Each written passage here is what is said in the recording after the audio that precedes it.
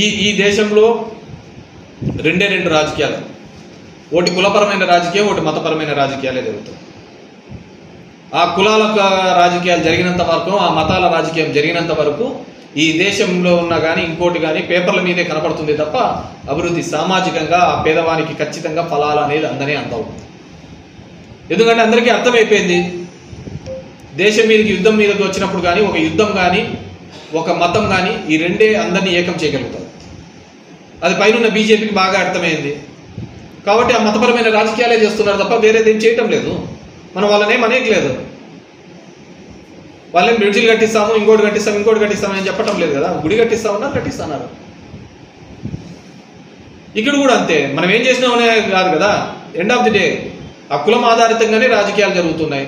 మనం మంచి అనుకోని చెడు అనుకోని ఏదైనా కానీ మనం అందరం మాట్లాడచ్చు, చాలా నీతులు చెప్తూ ఉండొచ్చు, కానీ జరిగే ప్రతి రాజకీయం కానీ ప్రతి వ్యవహారం కానీ కులాల అనుగుణంగానే జరుగుతున్నాయి తప్ప ఈ దేశంలో మతాల అనుగుణంగా చెప్తున్నారు. ఇంకా వేరే విధంగా జరగటం లేదు.